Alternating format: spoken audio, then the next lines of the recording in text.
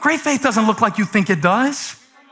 I don't care what anybody tells you about how long they pray or how much they believe God or how they taught their children how to knit quilts and pray for missionaries at the same time. That's all wonderful, but I promise you that their testimony had a stage of terror. It's been terrorizing you, hasn't it? It's been terrorizing you. Some things you did in the past that you wish you could get back, it's been terrorizing you.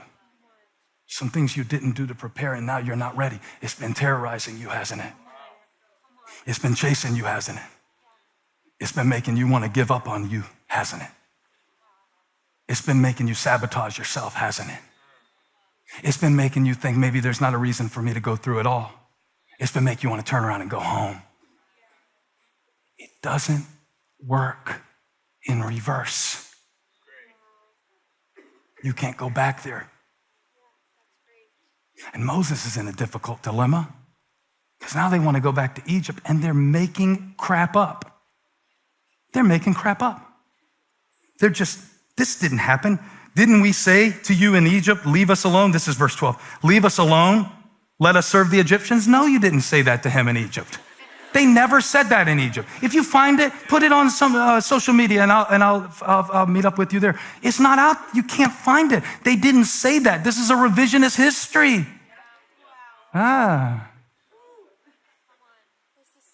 So now I feel really bad for Moses, even more than I feel bad for them. And I feel bad for everybody because I would be saying the same stuff. I would be having the same thoughts. I'd be wanting to go back to. I do it all the time.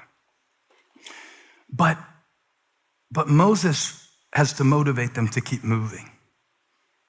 In fact, in verse 13, he answered the people, do not be afraid, stand firm, and you will see the deliverance the Lord will bring you today.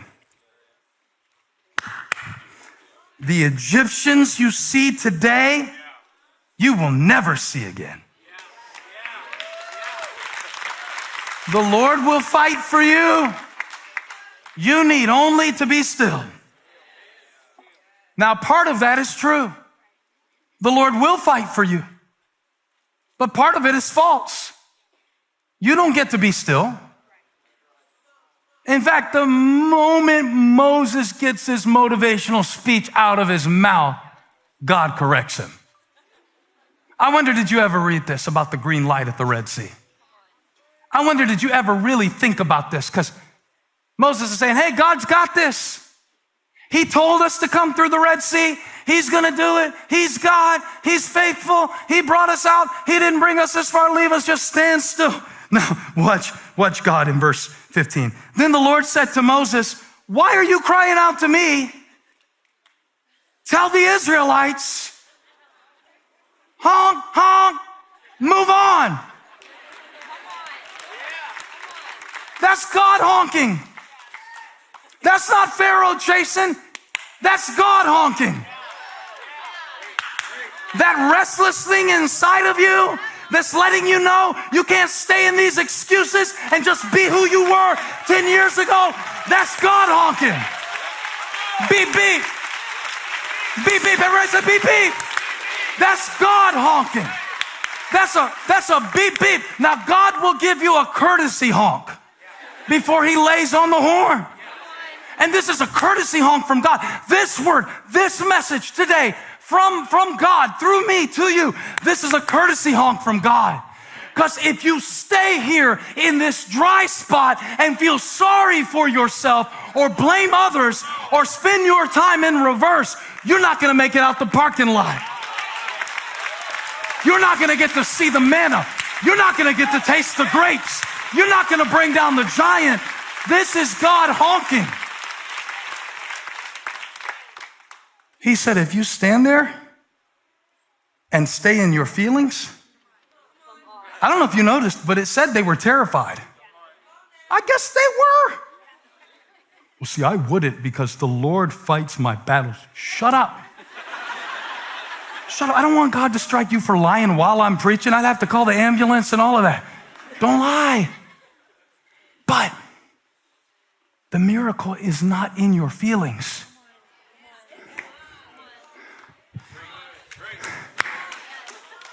The miracle is in your feet. It's not in your feelings, it's in your feet. What you've got to do is move. Move. Move. Beep, beep. It's green. You've got the go ahead from God, even though it doesn't look like it, even though you don't see it, even though this is kind of an off-road season for you, and you've never been this way before, and you've never figured this out before, and you weren't educated for this. You've got a green light. And if you sit at this green light in this intersection long enough, look, God will give you the green light, but he's not going to drive the car. Uh-oh. Looks like I hit a nerve. Y'all were singing, Jesus, take the wheel. He's like, nope. Yea, though I walk through the valley of the shadow of death, I will fear no evil because you're with me. Okay. It's in my feet. He enables me to go through the valley. That's what he gave me grace for. Not to make it so that I never experienced a valley. Quit looking to external means of testimony to the goodness of God. You got to get a green light on the inside. You got to get a green light on the inside to say, you know what? I know God is calling me to love this person even though they get on my last nerves. That's what I mean by a green light at the Red Sea. When God enables you to do something that you could never do apart from him. Apart from me, you can do nothing. But I can do all things through Christ who strengthens me. And I can do this too. God's gonna get his glory, but you gotta go. You've gotta go. I don't mean running from stuff. I don't mean moving cities. I mean walking by faith, not sight. To pass through the sea. That's the reason he brought you to the Red Sea. Because the Egyptians can't swim that far. Oh God. Too much. Should have been a series. All I came to prophesy today is you've got green. And you got to go. You got to go. So where should I move? Tampa, Atlanta? You keep thinking it's about geography. It's not about geography. Yea, though I walk through the valley of the shadow of death. Yea, though I walk through the valley of the shadow of death. I will fear no evil. Though I walk through, I will fear no fear. I feel fear, but the miracle is not in my feelings. It's in my feet. And you know what else Psalm 23 says? He maketh me lie down. He knows when it should be red. He knows when it should be green. He maketh me lie down in what, pastors? Did you just say green? Does my whole sermon go together to get you to realize that you've got green even in the valley? That he will feed you. He will feed you in the low place. Yeah. You're depressed. Yeah. You're anxious. Yeah. You screwed up. Yeah. You did it. But he's going to bring you through anyway. Where's the organ? Where's the organ? I need to celebrate. I need to celebrate. I need to celebrate. I need to celebrate. If it's all by myself. Woo! Woo! Woo! Woo! Woo! Woo! Woo! I got that go-through anointing. I got that anyway anointing. I got that Red Sea revelation. He led me through the depths. Through the depths, like it was a desert. He brought me through dysfunction. He brought me into destiny. He led me through the desert. He led me through the desert. He led me through the desert. The proof that God is leading you is not that it's easy.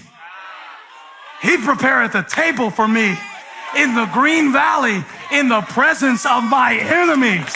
He's leading me. I'm not going the easy way. I'm going through the sea. I've been baptized in water. I've been baptized in the Father's love. I've been baptized by fire, and I shall come forth as gold. As gold. I'm coming out of this refined.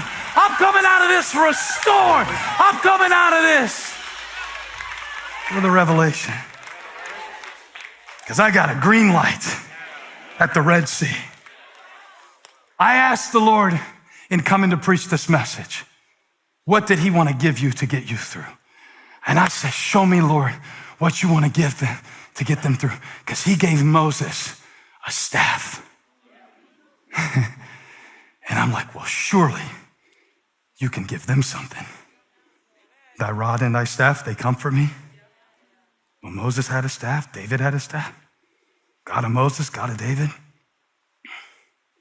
What did he give Annabelle? What was your name again, lady, that I said I was going to preach to? Kathy. What did he give Kathy? So I'm praying you. And the first thing God said he wanted to give you as you go through this Red Sea. Shout it again. You got green. You got green. I want to see green light emojis all in the chat when I watch this message later this week. Because the first thing he said he wanted to give you was grace. Grace. Grace, not just any kind of grace, because we put that before we eat the casserole. Let's say grace. Not that kind of grace. He said he wanted to give you grace for your greatest embarrassments. For the thing you won't talk about. For the thing you pretend like you got through, but you're really drowning in it. I won't stay here long because you'll pretend like you got to go to the bathroom and get up and walk out if I keep talking about this. But this is between you and God. And he told me to say it just like that. He said, tell them, I want to give them grace for their greatest embarrassment, for their most spectacular failure, for their most idiotic mistake. Remember, and I need to show you this again in Psalm 106 because I never saw it quite this way before. I thought the Red Sea was about faith. I didn't know it was also about failure. They rebelled. Please, one more time in the back and I'll stop. I just want you to see this one more time. Would y'all be happy if I pick this up next week too? Would you be happy if I... Let me know in the chat.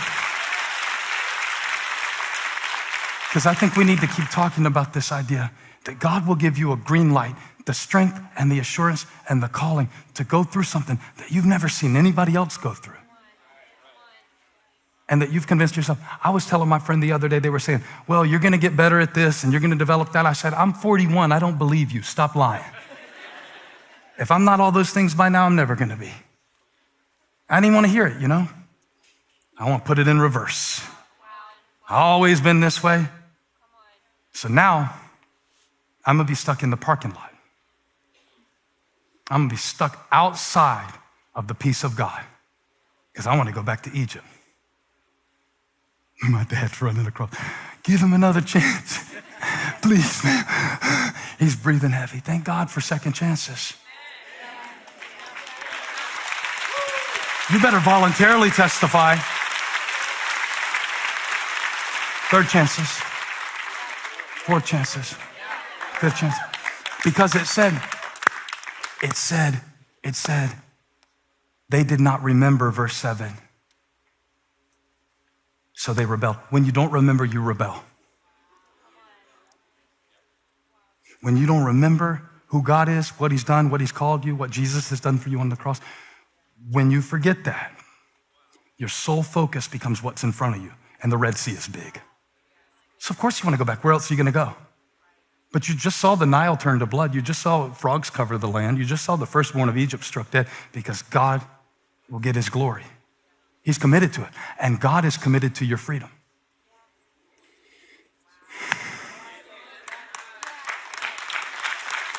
They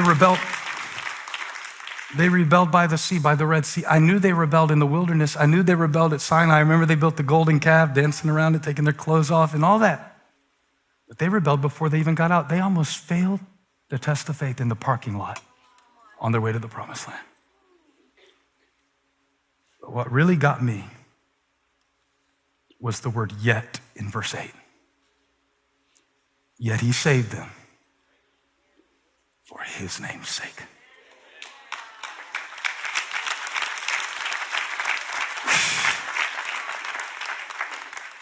Don't you know he leadeth me in paths of righteousness for his name's sake?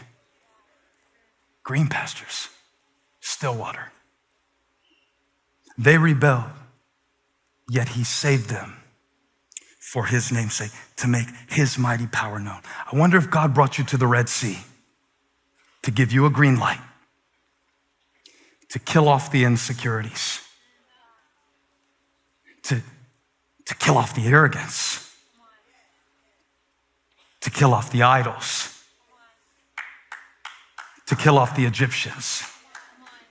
I wonder if he brought you to this not to kill you, because it wouldn't make much sense if he did all of that to bring you out of Egypt and sent his son to spare you and then left you here at this Red Sea, would it?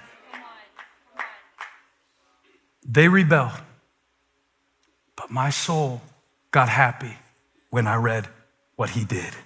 Verse 9, he rebuked the Red Sea. See the symmetry of the text. They rebelled, he rebuked. That's what God will do.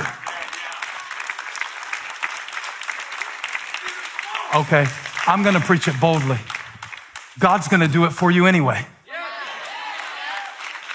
God's gonna do it for you anyway.